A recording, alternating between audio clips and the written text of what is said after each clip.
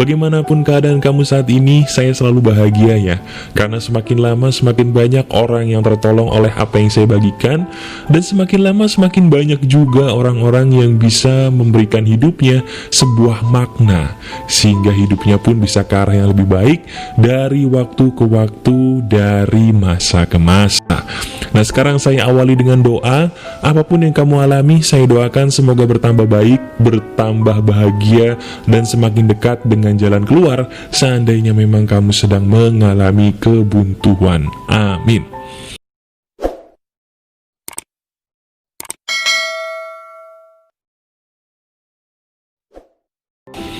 Nah, sekarang saya tanya sama kamu, apapun pekerjaan yang kamu hadapi saat ini, pernah nggak sih kamu ngerasa jenuh dan putus asa? Pernah juga nggak kamu ketika kamu punya cita-cita, tapi di tengah jalan kamu kayaknya udah mulai nggak semangat, udah mulai bosan, bahkan cenderung akhirnya menyerah gitu? Pernah? Kalau kamu menyerah dan itu sedang menjadi keluhan kamu, ini adalah video yang tepat buat kamu. Tolong dengarkan sampai habis dan pastinya tolong praktekkan ya. Ini sebenarnya juga terinspirasi teman-teman oleh diri saya sendiri. Jadi begini, saya juga sama seperti kamu. Saya juga manusia biasa sama seperti kamu. Bahkan saya juga masih muda, mungkin sama seperti kamu yang masih muda, yang mana kita pasti punya gejolak ya, punya gejolak-gejolak yang membuat hidup kita naik dan turun. Nah teman-teman, kamu pernah gak sih mengalami sebuah keadaan di mana kamu ingin mencapai sebuah tujuan yang bagus dalam sebuah pekerjaan, tapi di tengah jalan ada cobaan-cobaan yang di luar dugaan kamu, yang membuat kamu menjadi patah semangat? Pernah nggak kamu mengalami hal itu? Kalau kamu pernah, saya pun juga pernah, dan kabar buruknya, saya sering kali merasakan itu. Loh, kok bisa mas bro? Ceritanya gimana? Begini, ini sebenarnya adalah sesuatu hal yang saya buat untuk menolong banyak orang. Tapi percaya atau enggak teman-teman, tidak semua orang yang saya tolong itu merasa bahwa dirinya adalah orang yang perlu ditolong. Saya juga sering kali sakit hati ketika saya sudah capek-capek membuat sebuah komunitas. Ada saja orang-orang yang ingin meninggalkan komunitas hanya karena alasan-alasan yang mohon maaf konyol. Di situ saya sangat merasa kecewa, karena apa yang sudah saya capek-capek buat untuk menolong mereka, dengan begitu mudahnya bisa mereka ludahi dalam tanda kutip, hanya karena alasan ego mereka semata. Nah sekarang, kamu, ya benar, kamu yang sedang mendengarkan suara saya, kamu juga lagi kecewa ya sepertinya. Kamu kecewa dalam pekerjaan kamu, karena kamu mungkin sampai detik ini kurang bisa dihargai atasan kamu. Kamu udah capek-capek kerja gitu ya, kamu punya cita-cita yang oke dalam pekerjaan kamu, tapi entah kenapa, mungkin atasan kamu dengan seenaknya menzolimi kamu sampai akhirnya pun kamu nyaris putus asa. Betul apa enggak? Nah bagi kamu yang berdagang, mungkin kamu yang dengerin saya sedang capek, kenapa ya kok barang dagangan saya ada aja masalahnya, sampai detik ini pun gue masih berusaha mas bro, tapi kayaknya gue udah mau nyerah deh, karena halangannya tuh datang bertubi-tubi sampai gue nyaris berhenti, nyaris putus asa. Kalau kamu merasakan itu, kamu sama seperti saya. Tapi bedanya, antara saya dan kamu, ada perbedaannya dari satu hal yang disebut pengobatan jiwa. Loh kok bisa disebut pengobatan jiwa, maksudnya gimana mas bro? Jadi gini, kalau kamu merasa putus asa teman-teman, putus asa itu sebenarnya adalah penyakit jiwa loh. Bener, putus asa kamu nih sebenarnya adalah penyakit jiwa. Tidak semua penyakit jiwa itu harus seperti orang yang gak pakai baju di jalan. Enggak, orang yang suka gak pakai baju di jalan itu udah terlalu parah. Tapi mereka sebenarnya juga pernah mengalami putus asa seperti kamu, hanya bedanya mereka tidak tahu pagar kehidupan, jadi mereka tidak ada yang mengobati. Kasihan mereka. Nah sekarang, oke, gue putus asa mas bro. Apa yang kira-kira bisa gue lakukan seandainya gue sedang putus asa dalam sebuah pekerjaan, dalam sebuah kehidupan yang gue jalani? Obatnya adalah begini. Dalam hidup ini teman-teman, sebuah hal itu saya bilang harus memiliki sebuah tujuan yang jelas. Saya tadi bilang di depan, ada sebuah saat dimana di dalam pekerjaan saya sebagai inspirator kehidupan saya merasa kecewa. Saya merasa kecewa ketika apa yang saya beri ternyata kurang bisa dihargai orang lain.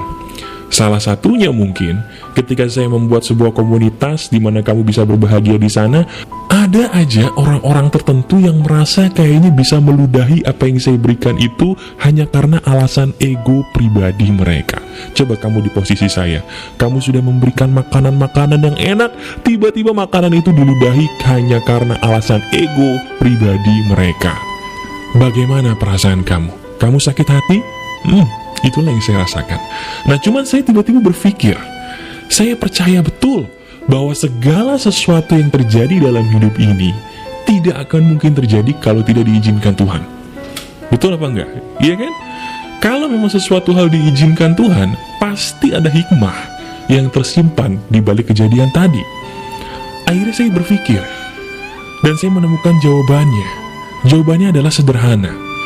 Apapun yang terjadi dalam hidup ini tidak akan menjadi masalah kalau visi misi kita akan sebuah pekerjaan kita jelas. Sekali lagi saya bilang, segala sesuatu yang bikin kamu muak dalam pekerjaan kamu tidak akan berarti apa-apa buat kamu kalau visi misi tujuan pekerjaan kamu jelas. Yang membuat kamu lemah, teman-teman, ketika kamu menghadapi cobaan pada pekerjaan kamu, itu karena kamu tidak mengerti apa sih visi misi pekerjaan kamu. Apa sih visi misi karir kamu? Apa sih visi misi dari hal yang sedang kamu tanam ini? Waduh, Mas Bro, kalau visi misi itu apa sih? Nah, sekarang saya jelaskan dulu ya. Apa itu visi dan apa itu misi supaya kamu bisa langsung mempraktekannya nanti dalam pekerjaan kamu. Jadi visi misi ini sebenarnya adalah begini. Tujuan kamu mengerjakan pekerjaan ini buat diri kamu dan orang lain itu apa? Sekali lagi ya, bahasa gampang dari visi misi. Tujuan kamu mengerjakan pekerjaan ini buat diri kamu dan orang lain itu apa? Itu namanya visi misi. Nah, ketika saya mengalami situasi yang membuat saya kecewa dan sakit hati tadi, saya berpikir, apa visi misi saya di pagar kehidupan? Apakah visi misi saya justru mengumpulkan sebanyak mungkin teman? Bukan. Apakah visi misi saya membuat orang menjadi menyukai saya dengan saya menjilat mereka? Bukan. Lantas apa visi misi saya? Saya berdiskusi dengan diri sendiri. Kemudian saya menemukannya. Visi misi saya dari pagar kehidupan adalah saya ingin menolong sebanyak mungkin orang dengan kecerdasan berbicara yang Tuhan berikan kepada saya. Itu visi misi saya. Dari situ akhirnya saya sadar, teman-teman, bahwa apa yang terjadi tidak penting. Yang penting adalah saya masih diizinkan Tuhan untuk menolong kamu semua dengan adanya materi-materi ini. Itu yang paling penting. Nah, sekarang bagaimana dengan kamu? Kamu yang tadi sedang lelah menghadapi pekerjaan kamu. Kamu yang tadi sedang lelah menghadapi karir kamu. Saya tanya sama kamu, apa visi misi kamu dalam pekerjaan kamu? Apa tujuan pekerjaan yang kamu lakukan ini buat kamu dan orang lain itu apa? Kalau kamu tidak jelas, gak heran kalau kamu merasa putus asa. Karena semakin kamu tidak bisa menentukan visi misi kamu dalam bekerja, semakin juga kamu gampang untuk putus asa. Titik. Nah, sekarang prakteknya adalah sederhana. Saya akan ajarkan bagaimana caranya kamu bisa menemukan visi misi hidup kamu. Caranya begini. Saya minta tolong sama kamu. Tolong kamu diskusi dengan diri kamu sendiri. Tanyakan baik-baik. Apakah pekerjaan yang kamu kerjakan ini benar-benar pekerjaan yang berasal dari hati kamu? Atau jangan-jangan pekerjaan yang kamu kerjakan saat ini hanyalah sebuah pekerjaan yang kamu kerjakan karena kamu tidak berani mengambil pilihan lain? Itu dulu.